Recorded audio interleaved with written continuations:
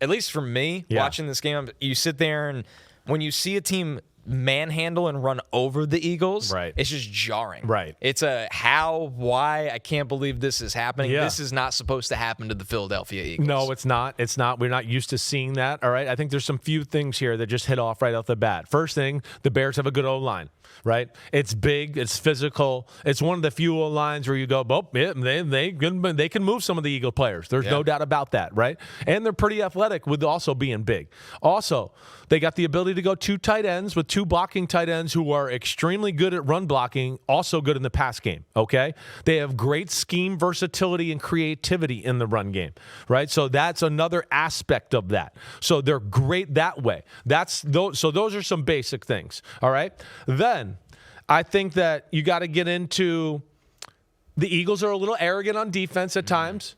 Their front four is so good that they're a team that goes, oh, you ran the ball? Okay, well, we don't think you can keep doing it. We don't think you'll stay patient. We don't think you can just push around our front four all game long. Right? They'll be a little reluctant to load the box. They're a little bit sometimes like, prove it to us you can run on our big mofos before we do stuff like. Go ahead, let me hear it. It's nuts, exactly what you're saying. A light box, 6 or fewer. 20 rush attempts. So the Eagles let them. They did run against our light box. Problem is the Bears averaged 9 yards per carry on those 20 runs. Neutral, a 7-man box, 14 rush attempts. The Bears ran the ball nonstop. 4.1 yards per carry. Okay, when the Eagles actually respected their run game and had an 8+ box, only 6 times, only 3 yards per carry.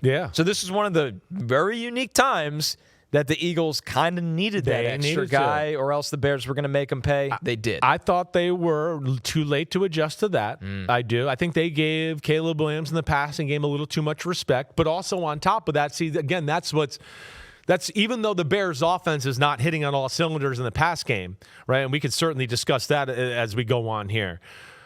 I think still Vic Fangio sees it and goes, man, they got some weapons, and this damn Ben Johnson's creative, where if I overplay the run too much, he'll come up with some ways to gash us in the pass game. And I can't just play man-to-man because they got guys that can beat man-to-man and run by people, right?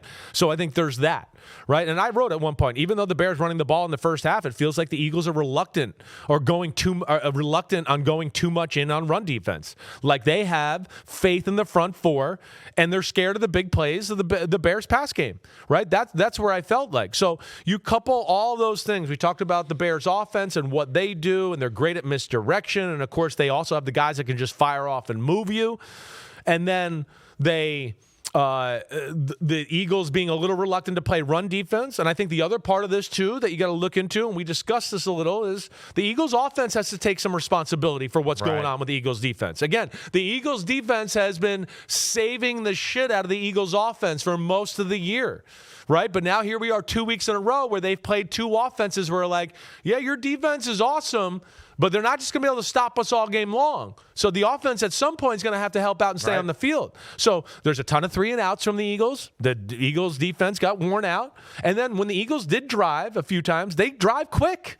So it's like, oh, man, they put a drive together, but there's 5 plays, 80 yards, touchdown. And the defense is back on the field. So all that, you talk about team complementary football, that adds to what we saw with the Eagles struggling a little bit too.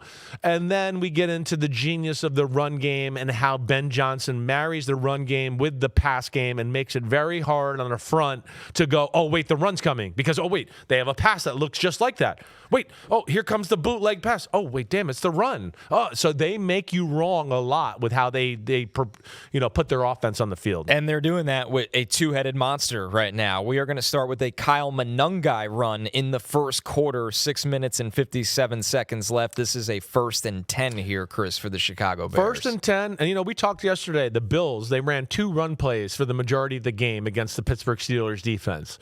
It wasn't quite like this in this, but the majority of their good runs were inside zone, which was just like, let's get bodies on bodies. Let's move a little bit.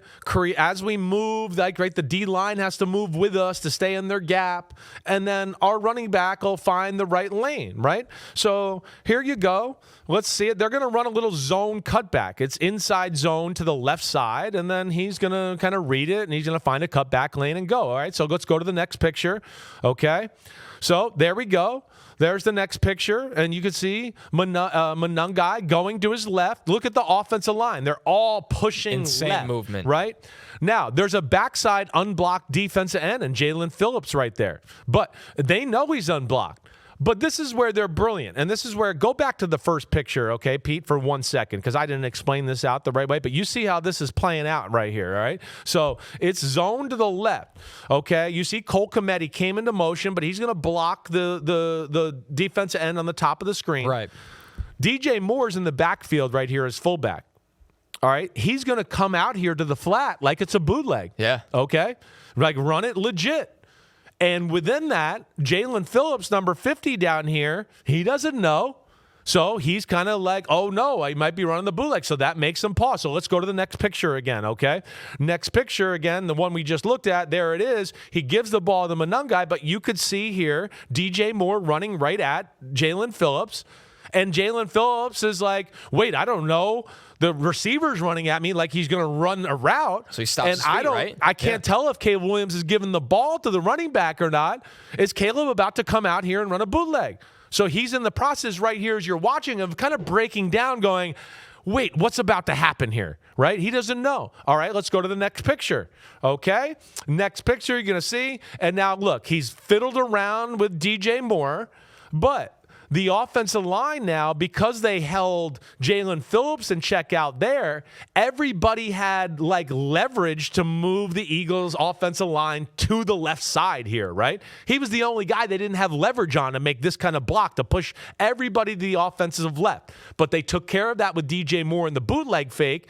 And now you could see here, I mean, there's not enough people in Philadelphia to even get here. I mean, the right tackle, 68 right here, or 58, Darnell Wright, he doesn't have anybody to block.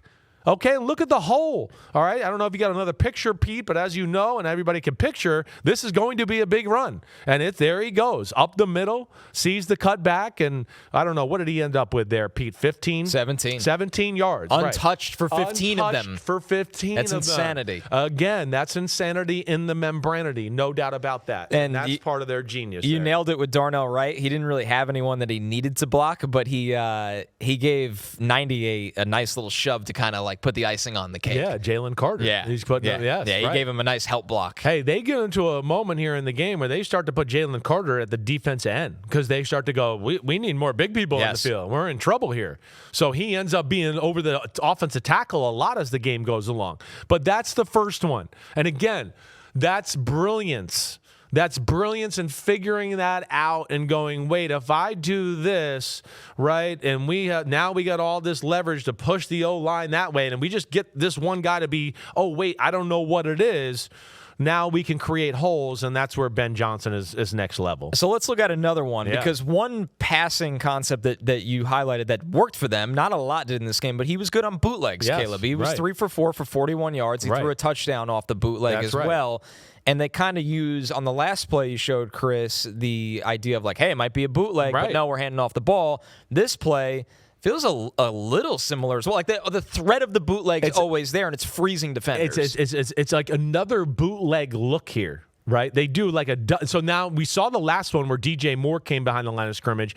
This one, it's going to be the same kind of run, but now they're going to send 2 people to the backside of the bootleg. To where, again, the defense is seeing this for the first time, and now they're going to go, well, this is definitely the bootleg. Let's slow down. Their pass is coming now. I mean, because on this one, if I'm remembering correctly here, the fullback we see is going to go into the flat. He will go to the flat, and DJ Moore, the receiver, is going to come behind the line of scrimmage and go into the flat too. That's right. So they're going to run the ball to the left, and 2 guys that you look at to go, oh, I think they're going to block, are going to run routes that are fake bootlegs just to keep backside defenders and linebackers, just to make them pause for a second so we can get the right leverage to make the blocks, right? So let's go to the next picture here, all right? So next picture, you're going to see, again, it's just inside zone to the left. You see 81 at fullback. He's going to the flat like you usually see in a bootleg. Oh, and here's DJ Moore. wait, he's going to the flat too, which you see a lot of times with bootlegs, where it goes like, wait, 81 goes out in the flat. If he doesn't get it, he'll turn up the sidelines like in a wheel route. And then usually, nobody's open. Oh, wait, here comes DJ Moore. And now I have a place to throw the ball to another guy in the flat to see if he can turn up and do something with it.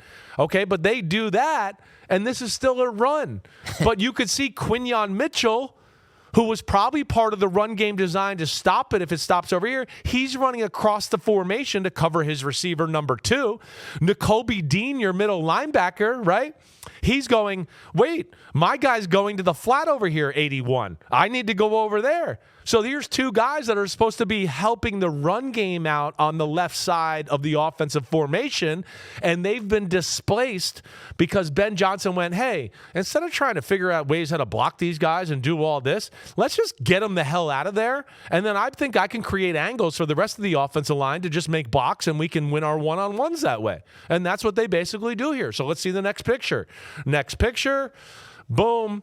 Look at the cutback lanes again. My goodness. Look at this. Nakobe Dean, a middle linebacker, is out in the flat by the 20-yard line, right? Quinyon Mitchell's got caught up in the wash of the offensive line a little, and the center's blocking him, or Jonah Jackson's blocking him.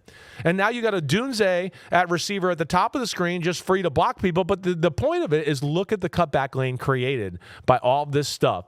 And DeAndre Swift, of course, sees that. And as we go to the next picture, again, another gashing run by the Chicago Bears with brilliant game plan design and marrying pass game and run game concepts together to where the offense or the defense doesn't know what the hell's coming. And even worse on this, all of that is amazing. The concept and everything like that. It put Adoree Jackson in the one-on-one tackle situation against Swift here. Swift runs him over, and since Quinyon kind of got caught in traffic, he kind of assumed Adoree was going to make the play. And he slows down a little bit? He slows down. Right. And Swift keeps going. Yeah. And right. it's not a great look. Then all the defense has to rally to the ball about 10 yards beyond the marker already, where they were just caught up with eye candy, and then they're not Window confident, dressing, and then their feet stop. Exactly right. Yeah. That's why we talk about, right? We've had episodes a few weeks ago about why do teams motion. And movement and change things and all of that. Because all of that stuff confuses defensive players, makes them pause just for a half second, maybe gets them to take one wrong step, whatever it is. And that's the brilliance of doing all of that. And that's where Ben Johnson right now is the master of eye candy before and after the snap, like you see. And there's a 17-yard gain again where it's like, man, it's the big bad Eagles, and that D-line's awesome, but they've put them in a spot where I don't care how awesome you are, Ben Johnson put in a spot where it's like, even though we're not as good as you, you're going to be in a spot here because I've schematically given my team an advantage here to block you guys. They kept springing their running backs to the second level. We have another run play here, Chris, where they do that again. First quarter, 4 minutes and 38 seconds left. This is a 2nd and 5. And another time where they use motion and they get Swift to the second level of the second level. And this is different here. Yeah, it is. Yep. This is cool because this is like an inside. We would call it a Y wham. It's almost like a trap play. And you see Cole Kmet coming in motion behind Caleb Williams right here. And what he's going to do is he's going to pass Caleb Williams, and then the defensive tackle who's over the left guard right here, and I don't know if it's Ojomo there. I can't remember who it is. But either way, it's the defensive tackle over the left guard. They're not going to block him. They're going to let him fly upfield, and then Cole Kmet is going to seal him off. Right. Caleb's going to say set hut. He's going to go underneath Caleb. And now he's going to get the body on the big D tackle. But the point is, again, about the leverage and angles that are created because of this. So now the left guard doesn't have to block that defensive tackle. And he's going to fly upfield. The center is going to take Jalen Carter and kind of knock him with a 2-on-1 block, if I remember correctly, and they're going to work up to Nakobe Dean, the linebacker, and that left guard, who I said is just going to run by that defensive tackle, he's going to get right up on Zach Bond, and they're going to be like, oh my gosh, we got people on us right away. So let's go to the next picture. Let's see it, Pete. All right, so he's going to say set hut, okay, and there you go, right away. There it is. Cole Kmet's on the ground, as you're watching right now, against the D tackle, but he's all around his feet, right? That left guard who didn't block that guy that Cole Kmet Decimate's blocking. Look at him. He's free on Zach Bond. So Zach Bond's like, oh my gosh, wait, the running back's coming downhill at me, and there's a giant man coming downhill on me. The right guard and the center are doubling Jalen Carter, and then one of them's going to work up to Nakobe Dean to, again, where look how perfect it is for them. It's like they've shielded off people in every area to go, here's a hole. You guys, we've created angles for our blockers, and right, boom, there's the next picture, Pete. You're exactly right. Look at the center now is on inside leverage on Zach Bond, right, or the left guard, excuse me. He's on inside leverage on Zach Bond, so now Zach Bond's screwed. Yeah, he tried to slip him to the outside shoulder, and that was the wrong move. The wrong move, right. You just unfortunately have to try to stack and shed. He wanted to clog it up. Right. Yeah. So you could see the defensive tackle blocked by Cole Kmet. He's trying to regain his feet and get in there. And then the center and right guard are now, we got a Jalen Carter and one up on Nakobe Dean, and you're in trouble now if you're the Philadelphia Eagles. Blankenship's the safety that's coming down, but that wasn't his hole. So he's not expecting to go, wait, I got to get down in there in the A gap. That's not what he's expecting. So they've exposed them here and some of their gap integrity with the movement and how they blocked it. And as you could see, again, another gash right up the middle on the Philadelphia Eagles. Yeah, and with Blankenship, one of his teammates went down, and because of that, he kind of like a bowling pin went down in the pile. That's why. So there's just bodies flying around. Bodies flying around, and they moved some people on that Bears offensive line. Now, Ben Johnson, he's been pretty honest about their pass game. He said, we're winning in spite of our passing game, not because of it, and none of us are pleased with that right now. And we also heard from Ben Johnson just on potential accuracy concerns around Caleb. Where are your concern level with his accuracy right now? It's an area that we are certainly talking about. There's no question. We've been talking about where we got to fundamentally be correct. The primary receiver, when he's open, we want to make sure we hit him. And then all of our pass catchers, we just harped on it today. We need to be more disciplined in our route detail. It's not where it needs to be. Our depth's not proper all the time. Our steps isn't. And so everybody's got a role to play to get this pass game cleaned up. It's not where it needs to be. We're winning in spite of our passing game, not because of it. And none of us are pleased with that right now. I like that he didn't make the passing game the quarterback game.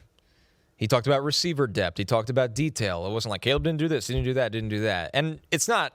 He's protecting his quarterback, but he's also being truthful of how important the details are for everybody. Exactly right. He's like, we've had this combo a lot, right? He's rewiring Caleb Williams, and they're getting a crash course in legit NFL offense and what it takes to be surgical, execute on every play. It's like, the details, they got to be detailed every play, right? Tom Brady didn't drop back to pass. It was like, Edelman ran this route at 7 yards last time. Maybe he'll run it at 5 or 9 here. We'll just get it done. It's a science. Right. It's a science. Exactly right. So that's where Caleb is definitely missing throws. Throws sometimes where you go, hey, like the pocket's good. Like, come on. Right. But he'll let his feet become stagnant and just flatten the ground. Right. So there's some of that. He's going to anticipate a little bit better. Right? As far as guys are about to come out of the break, like it can't be he comes out of the break, I see him, he's out of the break, and now I throw a laser every time. It can't be. It's got to be a little bit like, hey, he's about to come out of the break. Let me just throw a little softball in that general area, and he'll make the catch, and we'll come down. There's that aspect of it. So, yeah, they're leaving plays on the football field. And then what he's talking about, too, when you're a quarterback and the guy's got a 20-yard out route called, and all of a sudden he breaks out at 17 or 18, I know people out there are going to go, what's the big deal? But sometimes the quarterback's not ready to throw. And now he's like, oh, gosh. And now he has to hurry up, and mechanics get all messed up. And that's what happens, right? So there's a little bit of all of that as far as what goes on. A half second in the NFL is hours in real life. But their brilliance in marrying the pass game and the run game is not easy. Right. Only the great offensive coordinators really can do it because you got to figure out how to do it, make it look like the pass, but we still got to block everybody, right? And do all that. And then it's vice versa with the pass. It's like, wait, we want to pass it. I want to send out all these people on a route here.